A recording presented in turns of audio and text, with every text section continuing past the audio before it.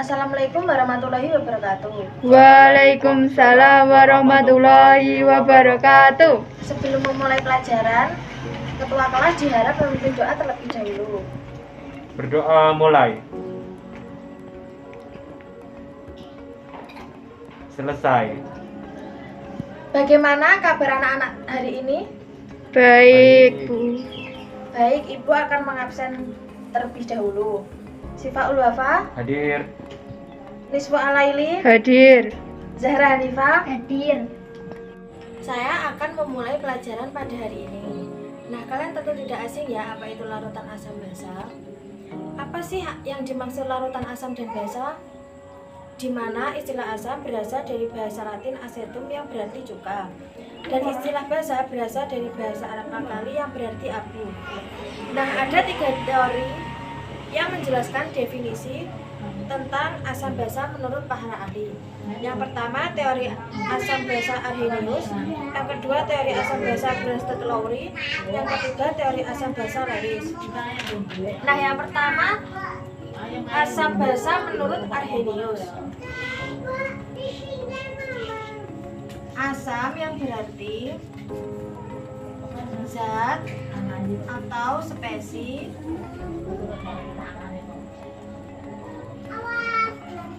yang menghasilkan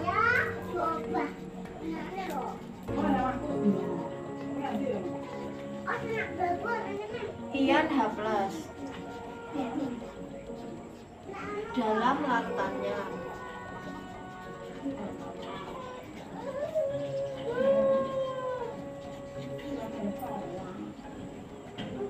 Jadi sama-sama terionisasi. Dan basa berarti zat atau spesies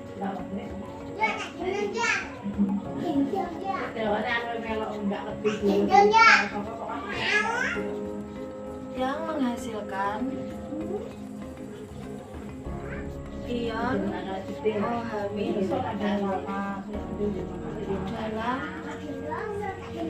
larutannya, juga terionisasi. Nah, yang kedua, teori Bronsted-Lowry.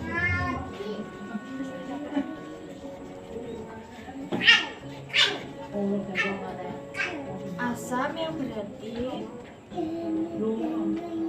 donor. Donor apa itu? Donor proton. Basa berarti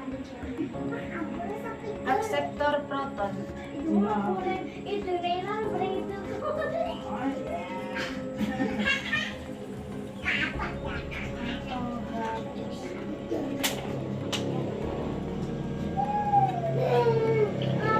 Yang ketiga, teori Lewis.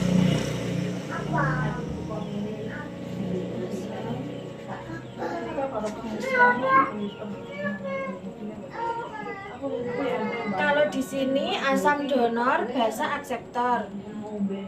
Nah, sekarang kita balik asam menjadi akseptor dan basa sebagai donor. Akseptor PEB. Apa itu PEB?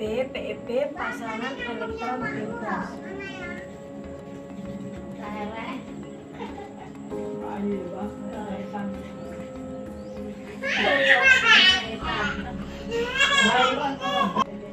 Nah, sekarang saya akan menjelaskan sifat asam dan sifat basa. Nah, sifat asam yang pertama memiliki rasa masam, namun jangan mencicipinya. Yang kedua, dapat mengubah lakmus biru menjadi merah. Yang ketiga, dapat menghantarkan arus listrik.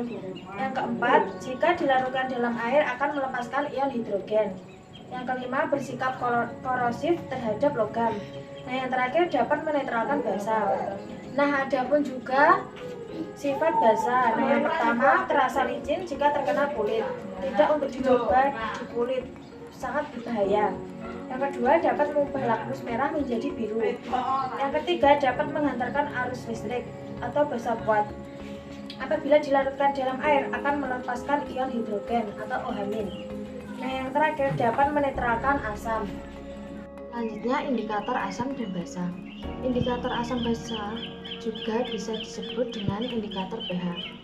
Senyawa halokromik yang ditambahkan dalam jumlah kecil ke dalam sampel. Larutan yang akan memberikan warna sesuai dengan kondisi pH larutan pada temperatur 25 derajat Celcius. Nilai pH untuk larutan netral adalah 7,0. Di bawah nilai tersebut, larutan dikatakan asam. Dan di atas nilai tersebut, larutan dikatakan basa. Umumnya, asam karboksilat dalam amina sehingga indikator asam basa banyak digunakan dalam bidang biologi dan kimia analitik. Mekanisme perubahan warna oleh indikator adalah reaksi asam basa, pembentukan kompleks, dan reaksi redoks.